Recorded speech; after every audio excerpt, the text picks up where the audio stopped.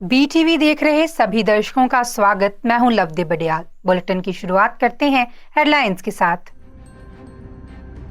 कर्नाटक में बेंगलुरु के 15 प्राइवेट स्कूलों को मिली बम से उड़ाने की धमकी। COP28 क्लाइमेट समिट में शामिल होने के लिए दुबई पहुंचे प्रधानमंत्री नरेंद्र मोदी। मणिपुर में पंजाब नेशनल बैंक चेस्ट से बदमाशों ने लूटा करोड़ों का कैश। केंद्र सरकार ने डिफेंस प्रोडक्शन को बढ़ाने के लिए तेजस और लड़ाकू हेलीकॉप्टर की खरीद को दी मंजूरी।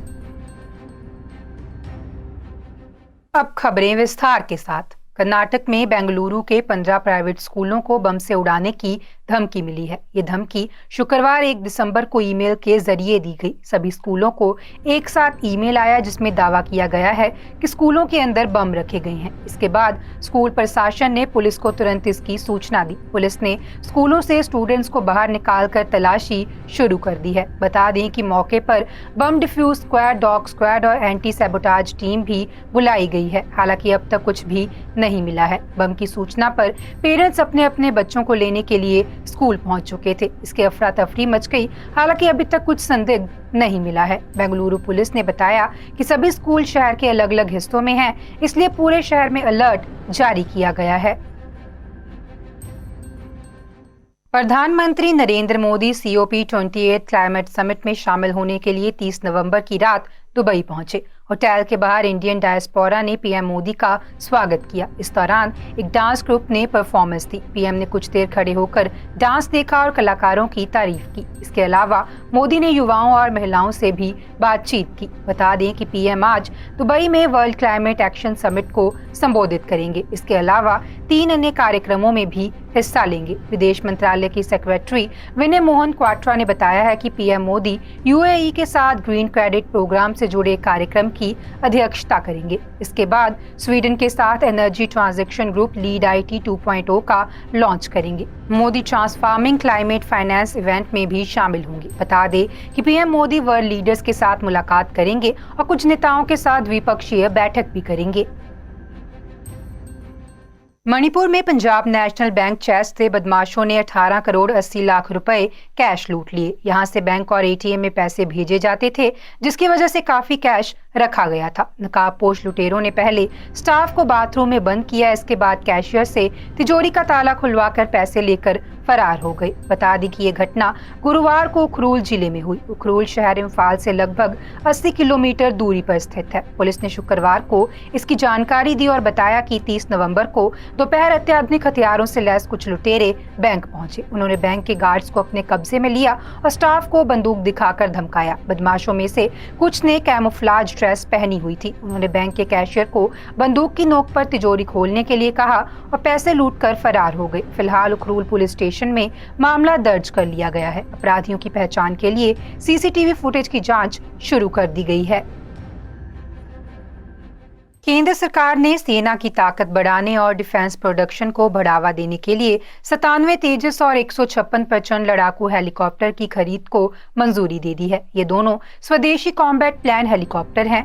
इन सौदों की कीमत लगभग 1.1 लाख करोड़ है। इसके अलावा रक्षा मंत्री की अध्यक्षता वाली काउंसिल ने Su-30 लड़ाकू बेड़े को अपग्रेड करने के लिए वायुसेना का प्रस्ताव भी मंजूर कर लिया है। दावा किया जा रहा है कि इस मेगा डील से सरकारी खजाने पर 1.3 लाख करोड़ रुपए का खर्च बढ़ सकता है। हालांकि ये स्वदेशी निर्माताओं से हुई अब तक की सबसे बड़ी सैन्य डील है। फाइनल अमाउंट पर बातचीत हो जाने के बाद इस डील पर कैबिनेट सुरक्षा समिति साइन करेगी। इसके बाद भी तेजस और प्रचंड के पूरी संख्या के साथ सेना में शामिल होने में कम से कम 10 साल का समय लग सकता है। फिलहाल इंडियन एयरफोर्स के पास 260 से ज्यादा Su-30 विमान हैं। अपग्रेड करने के लिए इनमें भारत में ही बने रडार, एविएशन और सबसिस्टम लगाए जाएंगे।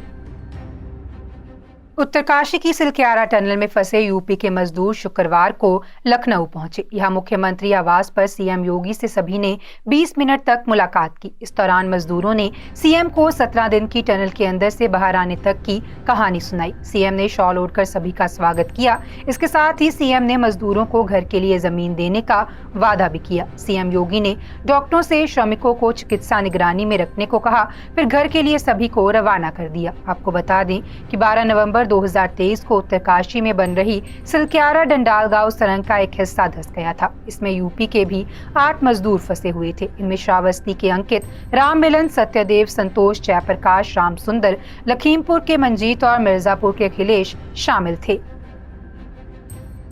पंजाब सरकार ने जालंधर नॉर्थ हलके के इंचार्ज दिनेश ढल और इम्प्रूवमेंट ट्रस्ट के पूर्व चेयरमैन दलजीत सिंह आहलूवालिया के बेटे काकू आहलूवालिया को बड़ी जिम्मेदारी दी है। आप सरकार ने दिनेश ढल को Punjab small industry and export corporation का वाइस चेयरमैन लगाया है। वहीं काकू आहलूवालिया को सरकार ने जालंधर डेवलपमेंट अथॉरिटी का मेंबर नियुक्त किया है। आपने गुरुवार को इसकी लिस्ट जारी की, जिसमें पंजाब के कई नेताओं को अहम जिम्मेदारियां सौंपी गई हैं। बता दें कि काकू आहलूवालिया को आपने मध्य प्रदेश चुनाव के दौरान प्रचार के लिए भी भेजा था। साथ ही वे अन्य राज्यों में भी आपके लिए प्रचार के लिए जा चुके हैं। बता दें कि दिनेश ढल जालंधर नॉर्थ हलके से आपके विधायक पद के उम्मीदवार थे। उन्हें कांग्रेस के बाबा हेनरी ने हराया था, जिसके बाद आपने उन्हें हलके का इंचार्ज लगा दिया था। वहीं बीते दिन बीजेपी छोड़ आप में शामिल हुए वरिष्ठ नेता महेंद्र भगत के हाथ इस बार भी खाली रहे हैं। महेंद्र भगत का वेस्ट इलाके में अच्छा होल्ड है, मगर फिर भी अभी तक सरकार द्वारा उन्हें कोई अहम जिम्मेदारी नहीं दी गई है।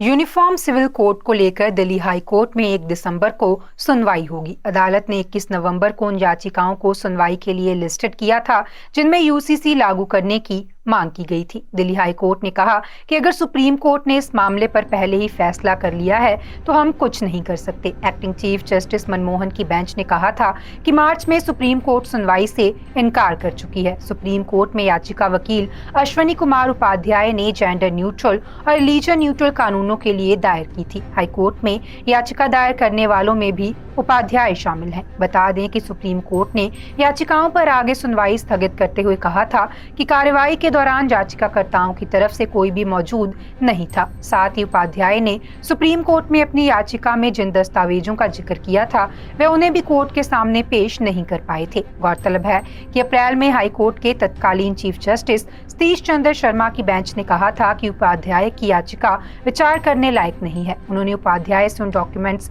पेश करने को कहा था जो सुप्रीम कोर्ट के सामने रखे गए थे।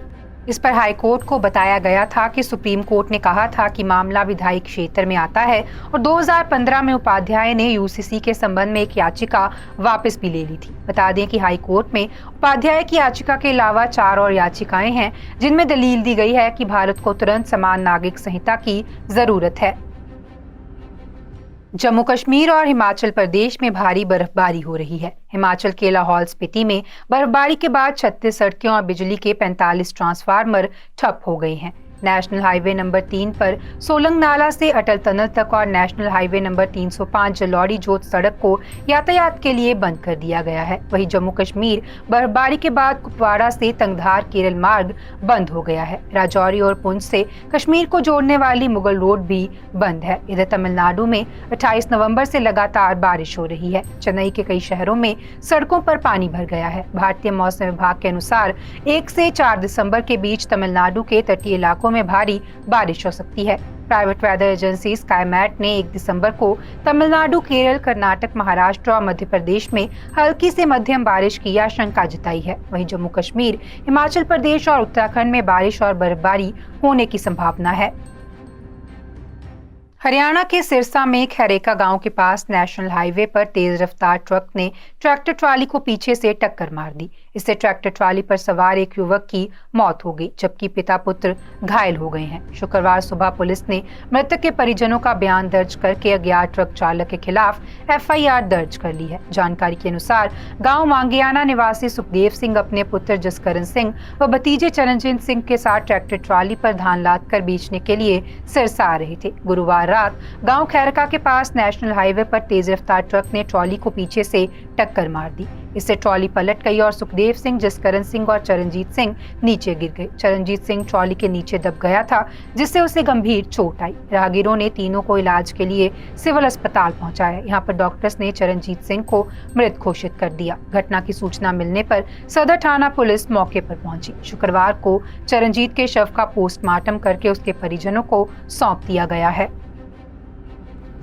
केरल के कोल्लम में गुरुवार को पुलिस को 36 साल की महिला के घर से उसका शव मिला है। पुलिस को शक है कि उसके 70 साल के लिव इन पार्टनर ने उसका मर्डर किया है। इस मामले में पुलिस ने खुद ही लिव इन पार्टनर के खिलाफ आईपीसी की धारा 302 के तहत मर्डर का केस दर्ज कर लिया है। फिलहाल आरोपी अस्पताल में भर्ती है। कोट्टयम पुलिस के मुताबिक महिला के शरीर पर चाकू से वार किए जाने के कई घाव थे। उसकी गर्दन पर हुए वार से उसकी मौत हुई है। पुलिस को मौके से एक सुसाइड नोट भी बरामद हुआ है, जिसका पुलिस अभी एनालिसिस कर रही है। पुलिस स्टेशन के एक अफसर के मुताबिक आरोपी ने पुलिस को बताया कि वह एक योग आचार्य है। वह काफी समय से सोरियासिस नाम के त्वचा रोग से ग्रस्त है, जबकि उसकी पार्टनर लंबे समय से डिप्रेशन में थी, इसलिए दोनों सुसाइड कर रहे थे। आरोपी ने बताया कि आत्महत्या के लिए उसकी पार्टनर ने अपना गला रेत लिया, जबकि उसने खुद भी अपने गले और पेट पर चाकू से वार किया। पुलिस ने बताया कि कपल आरोपी के एक रिश्तेदार के घर पर रह रहे थे। गुरुवार दोपहर को रिश्तेदार ने दोनों को जख्मी हालत में देखा, तब घटना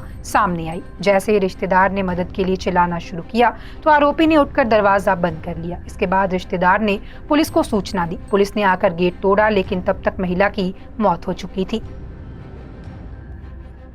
आज के बुलेटिन में फिलहाल इतना ही। आप देखते रहें BTV। Be positive, be yourself.